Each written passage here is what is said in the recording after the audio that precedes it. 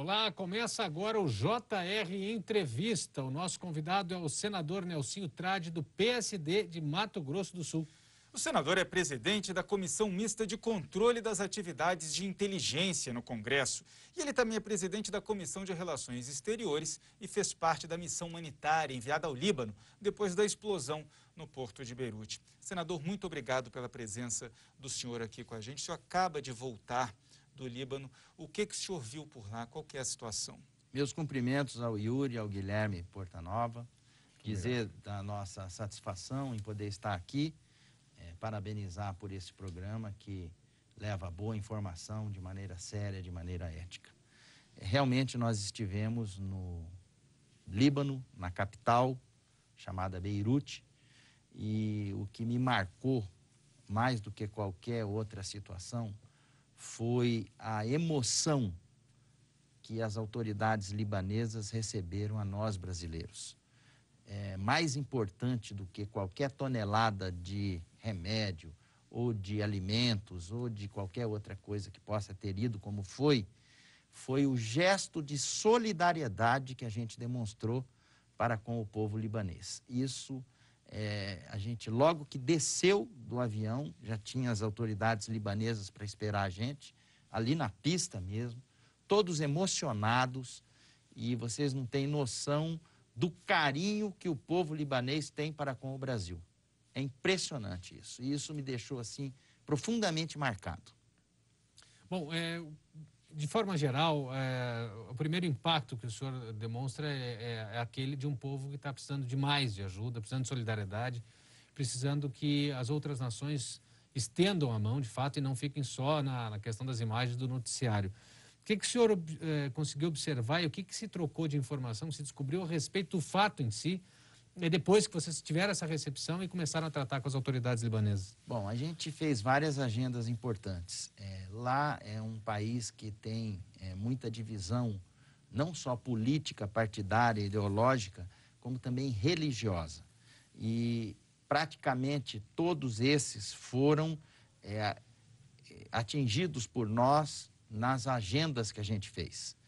E a gente partiu da seguinte premissa: vamos hastear a bandeira branca, todo mundo, para atravessar esse momento de tragédia, e depois que passar isso e vier os embates legítimos, políticos, vocês voltam a ter divergências de vocês. E isso foi um recado assim que praticamente todos concordaram. A gente também observou um sentimento de solidariedade de um para com o outro, do povo libanês. Se vocês puxarem pela memória e ver pela história, essa é a quarta vez que o Líbano se reconstrói. Ele é conhecido como Fênix do Oriente, que renasce das cinzas. Então, a gente vê, quando a gente foi lá no local da explosão, e aquela estrutura que explodiu, que está ao lado de onde teve a explosão, aquilo não é nenhum prédio, como a gente imagina que possa ser. Aquilo ali são silos, onde armazenavam grãos, cereais, que, por sorte, estavam todos cheios. E que deu uma absorção do impacto da explosão. Aí ficou aquela montanha de amarela, que nada mais é do que milho, soja, que estava tudo armazenado. E não é só para o país do Líbano que aquilo ali fica.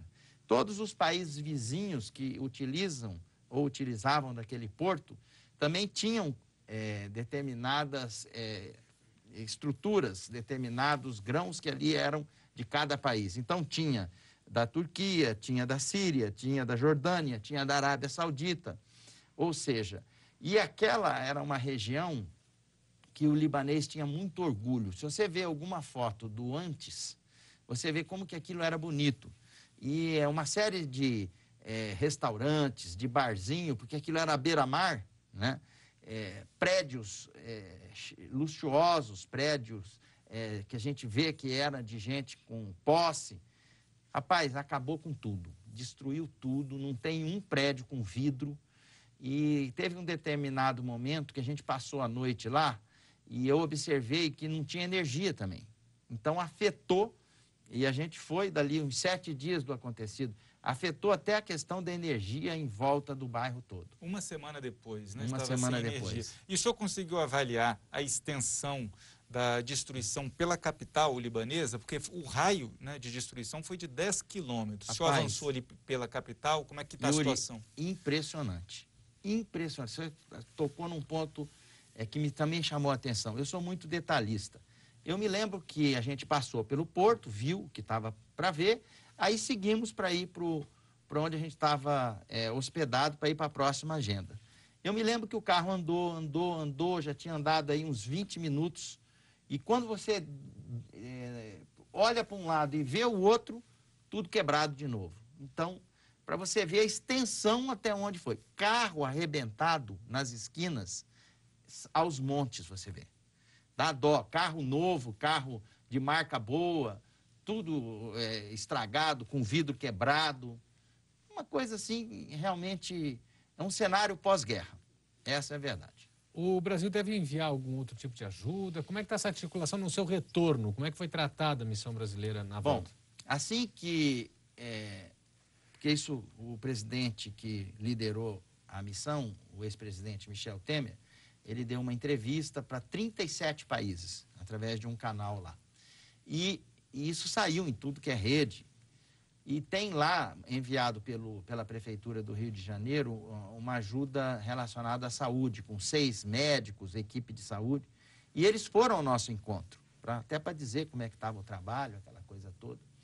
Mas o que de importante que a gente pode trazer, que a gente vai dar sequência, até como presidente da Comissão de Relações Exteriores, logo que surgiu aquele assunto do acordo de livre comércio do Mercosul com a União Europeia, eu fui, em 2019, na diáspora Brasil-Líbano, representando o Congresso brasileiro. E, naquela ocasião, já tinha sido estimulado pelos integrantes do governo, principalmente da área econômica, para a gente dar sequência ao acordo de livre comércio do Líbano com o Mercosul. Existe isso já pactuado, e hoje, numa live que eu fiz com o embaixador do Líbano, embaixador Joseph, ele disse que 75% pactuado já está resolvido, falta pouco. E eu vou me encontrar com o presidente Bolsonaro, vou dizer para ele que esse vai ser realmente um ponto muito positivo que a área internacional vai acabar se concretizando a partir do momento que a gente fechar isso. Por quê? Esse é o momento de se fazer isso. O Líbano está precisando da nossa ajuda, não só nossa, do Brasil, como também dos países do Mercosul. O senhor acredita na capacidade de empresas brasileiras, mesmo nesse momento de dificuldade aqui em função da pandemia, terem condições de investirem no Líbano no curto e no médio prazo? Olha, eu vou responder com muita franqueza. Eu tenho descendência libanesa, um pouco do espírito dos meus avós estavam me laudeando naquela missão e eu sinto a presença deles sempre. E eu torceria para isso, mas eu vejo que ali precisa de uma reorganização política administrativa. Porque nenhum empresário investe aonde ele vê conflito, aonde ele vê confusão, desarmonia. Então, estão buscando fazer isso.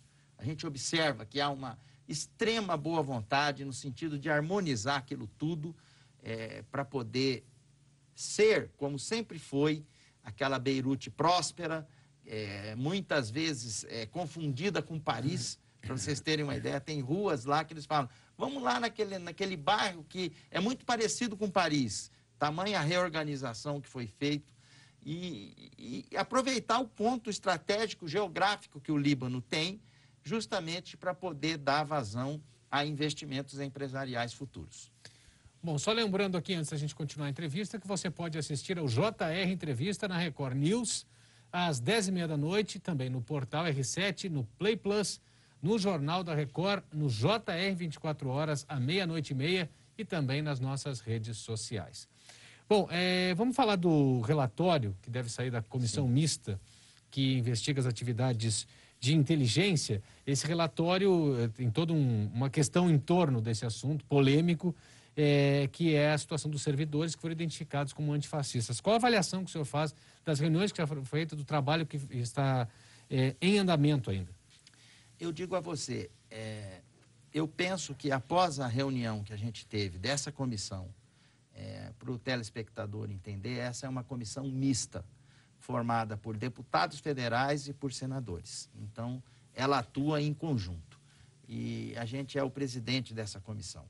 O nome dessa comissão é Controle das Atividades de Inteligência. Ou seja, quem controla as atividades de inteligência produzidas no âmbito do governo, seja através do Ministério da Justiça, seja através do gabinete institucional, é justamente essa comissão. É o controle institucional que a sociedade tem. O que aconteceu? As comissões não estão funcionando. Há lá uma regulamentação que não andou, até em função de questões de votação secreta, que não descobriu ainda uma fórmula para produzir essa votação secreta no âmbito remoto. Só está funcionando o plenário. Mas, mesmo assim, diante da repercussão que teve essa história, a gente chamou uma reunião informal, porque oficial não pode nem deliberar nada, para poder ouvir o ministro. Vez que ele foi convidado e se dispôs aí o dia que fosse agendada a reunião. E assim o fez.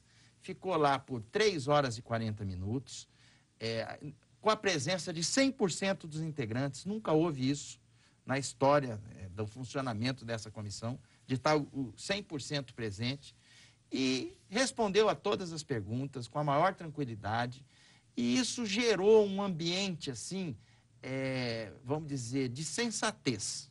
Essa é a palavra certa. Eu vou dizer, beira a tranquilidade, onde as pessoas viram exatamente o que era, as pessoas que integram a comissão, e é lógico que, por ter politizado o assunto, isso deverá ter desdobramentos no âmbito do funcionamento presencial da comissão.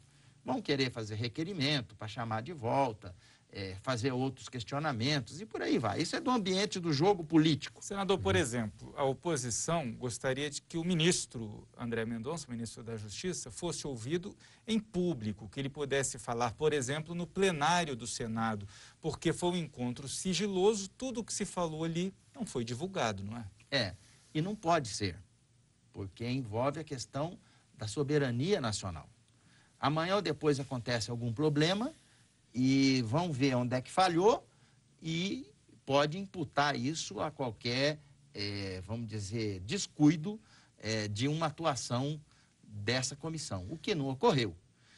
O ministro até, num primeiro momento, ele tinha aceitado ir no plenário do Senado, fazer essa exposição pública lá. E ele foi alertado pelos seus assessores que determinados assuntos reservam confidencialidade e que não poderia ser tratado. E, de pronto, ele me telefonou, me explicou isso, eu entendi, e ele se colocou à disposição de, no âmbito da comissão, fazer os esclarecimentos. Ou, se a gente quisesse, que fosse até o gabinete dele, todo mundo, e para ele poder prestar os esclarecimentos. Só que, como presencialmente está mais difícil de você se organizar, a gente idealizou essa reunião remota, que funcionou muito bem, e graças ao apoio que tive de todos os integrantes da comissão, seja oposição ou situação. O ministro da Justiça vai entregar o chamado dossiê a todos os membros, aos parlamentares da comissão nessa terça-feira? Ele já entregou para mim, e cabe a mim repassar aos membros da comissão. O senhor vai fazer esse repasse? Vou fazer, porque do mesmo direito que eu tenho, constitucional, os integrantes da comissão têm, mediante a assinatura de um termo de confidencialidade. Agora, o senhor menciona a questão de segurança nacional relacionada a esse caso especificamente, mas o Supremo Tribunal Federal tem marcado para essa semana, inclusive, a apreciação, o julgamento da ação que questiona a produção desse relatório. Tem conflito, tem ameaça realmente à soberania? Eu não quis dizer em relação eu não quis dizer em relação a esse caso específico. Perdão. Eu digo que existem temas sensíveis no âmbito da comissão. Sim. Que envolvem essa questão. O desdobramento dessa judicialização, como todas as questões que vão para a justiça, nós só temos dois caminhos. Ou você concorda e faz aquilo que foi determinado, ou você discorda e recorre da decisão se ela couber recurso. Então, já que partiram para esse lado da judicialização, vamos esperar para ver o que vem do juízo da nossa Suprema Corte. Mas o senhor já leu o relatório, que é chamado de dossiê também. O ministro da Justiça nega que seja um dossiê, um relatório sigiloso. Na avaliação do senhor, esse relatório é ilegal, foi abusivo? Olha, eu digo para você que tem determinados limites, determinadas linhas que eu não posso ultrapassar, nem revelar. Eu peço escusas por isso, do mesmo jeito que vocês têm a ética de vocês, eu tenho também a minha. Eu guardo esse grau de confidencialidade porque eu sou o presidente, eu tenho que ser totalmente isento, eu não posso jamais deixar de demonstrar qualquer pendência para qualquer lado. Do mesmo jeito que eu assisto o direito da oposição de querer e desdobrar essa questão, eu também preservo a questão da situação que acho que o assunto está resolvido. Perfeito. Bom, mudando de assunto, o governo demorou a fazer uma aproximação ao chamado Centrão, ao grupo que muitos apontavam como capaz de lhe dar uma estabilidade. Depois que fez esse movimento, inclusive o próprio vice-presidente da República disse que houve atraso, demorou nessa aproximação, parece que o governo está com a vida um pouco mais tranquila, pelo menos aumentou a popularidade, tem uma série de desdobramentos. Qual a avaliação que o senhor faz desse momento? O senhor acha que houve atraso mesmo, que houve demora nisso? O governo perdeu tempo? Antes tarde do que nunca, né? Eu acho que foi muito positiva essa atitude do governo. O que nós todos queremos? Quem está nos assistindo, vocês que estão me entrevistando, a gente quer que o Brasil caminhe para frente. Mas não fica um orgulho ferido de ser chamado de velha política por aquele grupo, pelo próprio presidente da República durante a campanha? Eu confesso a você que às vezes eu acordava para ir para minhas reuniões, olhava no espelho e falava, gente, será que eu sou da velha política? Mas eu não pareço ser tão velho assim. E eu continuava apertando a mão das pessoas, olhando no olho das pessoas, abraçando as pessoas, fazendo as reuniões, como meu pai me ensinou lá atrás. Acabei sendo o mais votado do meu estado, com quase 20% dos votos, a mais do que o segundo lugar. Então, quando você exerce a política com P maiúsculo, com plenitude, com a verdade, não existe essa questão. Agora, o jogo político, da essência política, é o diálogo.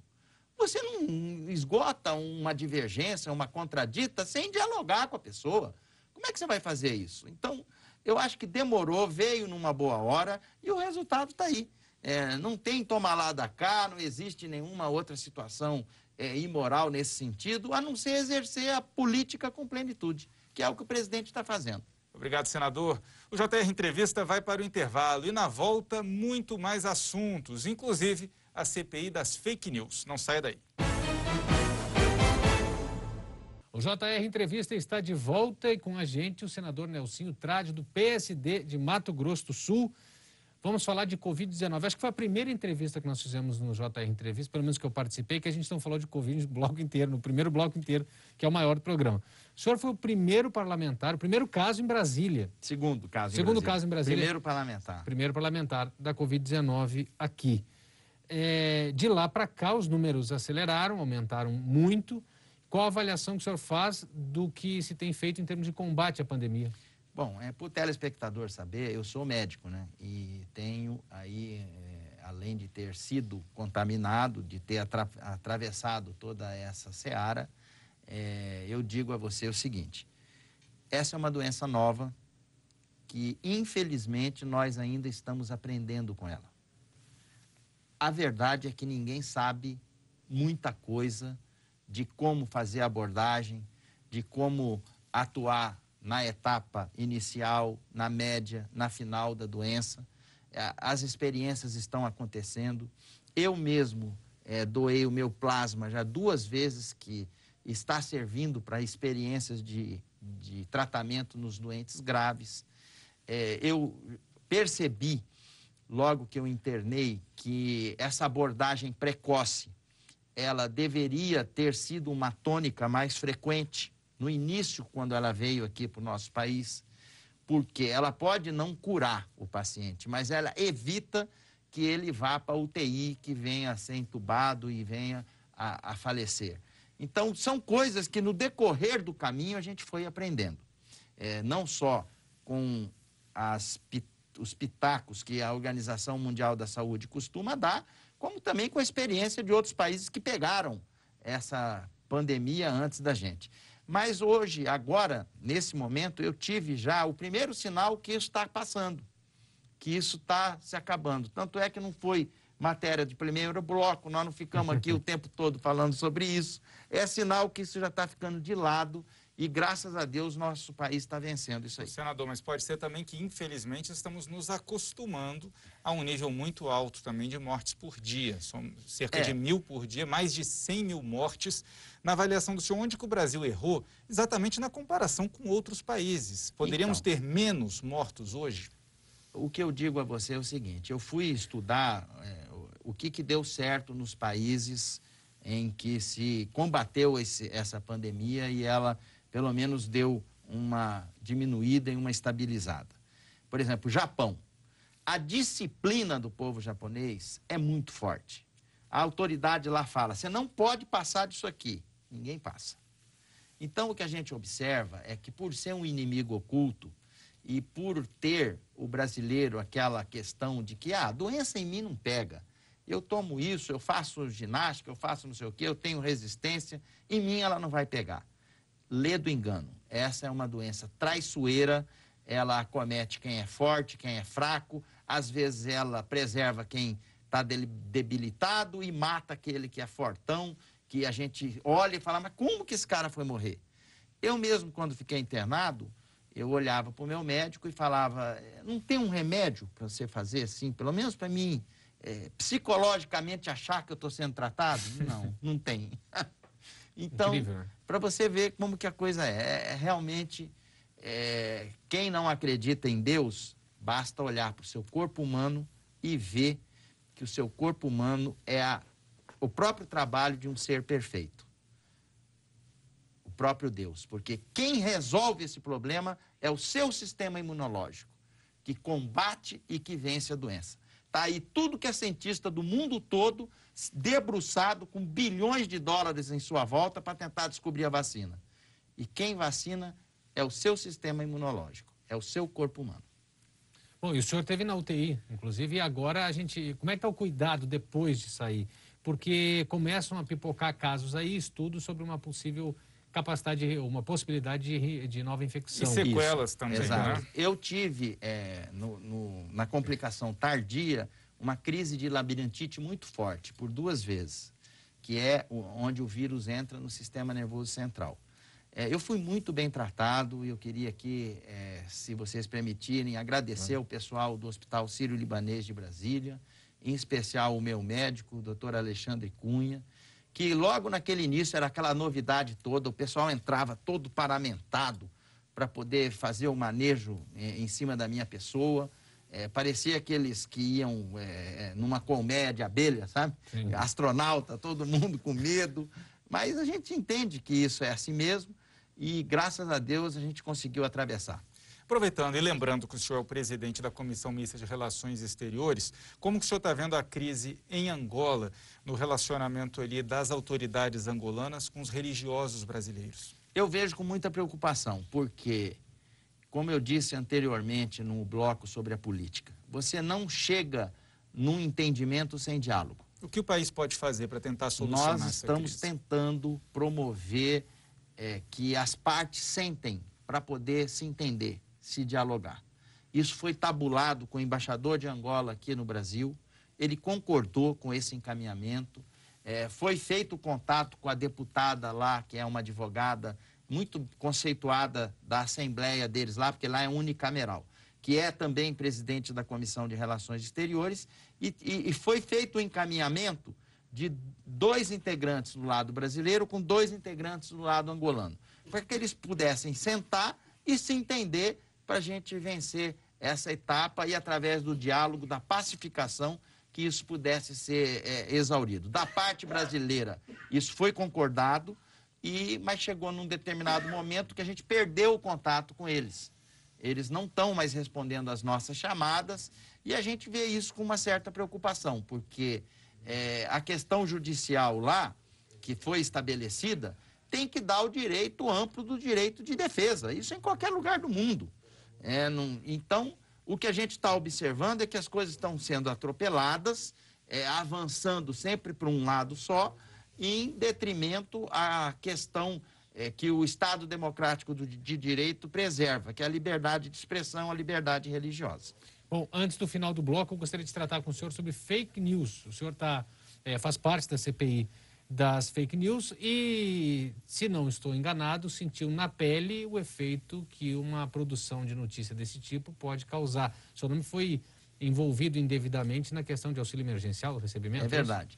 Bom, essa é uma comissão mista que, sempre quando ela tinha uma reunião, era imperdível, porque sempre acontecia revelações com protagonistas que realmente marcavam a passagem do trabalho.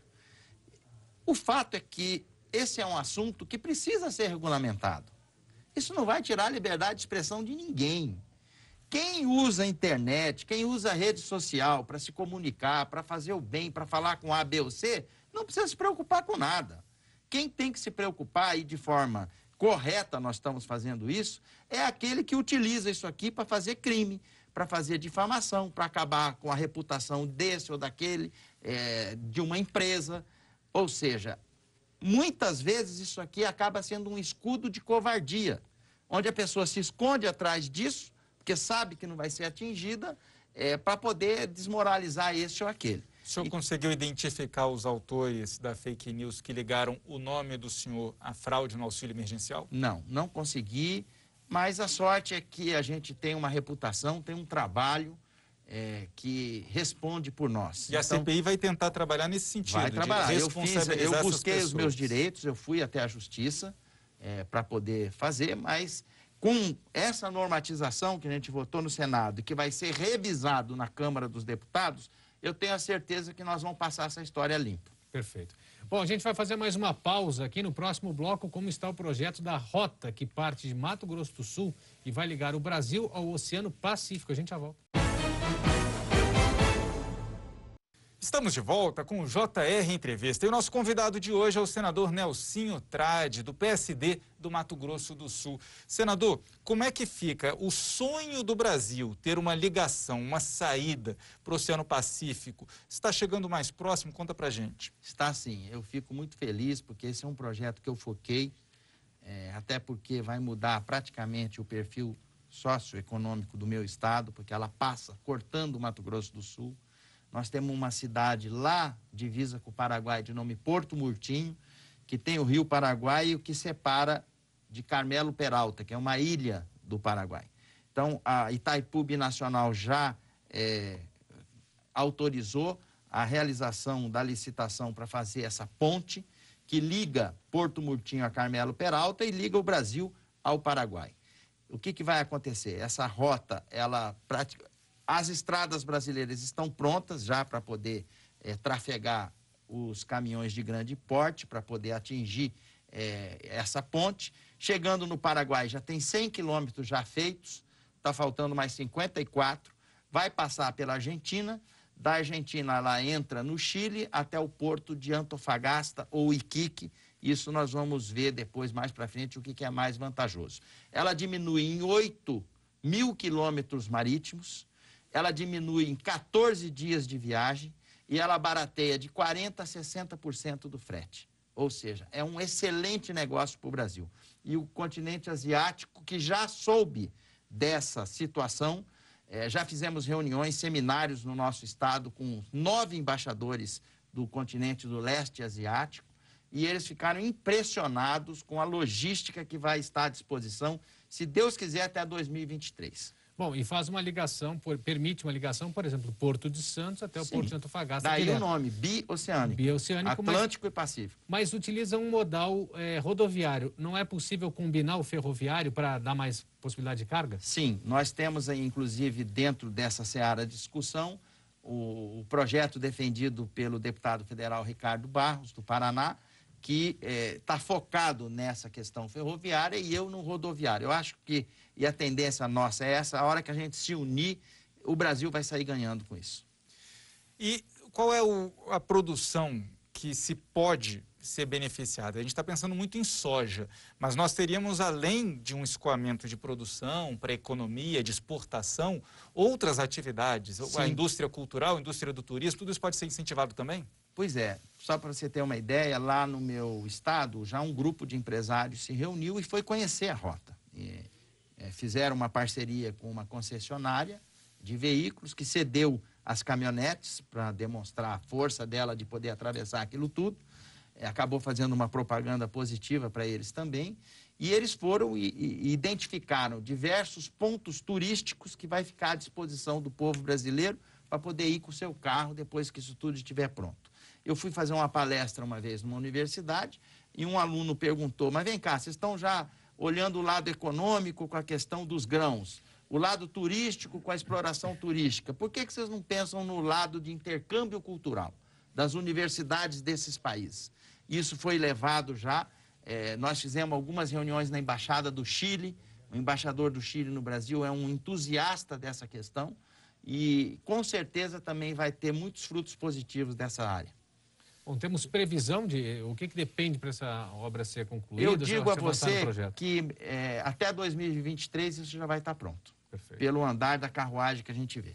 Tá certo. Senador, muito obrigado pela sua entrevista, pela sua atenção com a gente aqui no JR Entrevista, e a gente vai ficando por aqui. Lembrando que você pode assistir ao programa na Record News às 10h30 da noite, no portal R7, no Play Plus, no Jornal da Record, no JR 24 horas, à 00:30 e também nas nossas redes sociais. Obrigado, senador, uma vez mais pela presença do senhor aqui com a gente e obrigado também a você pela companhia e audiência. Até a próxima. Tchau, tchau.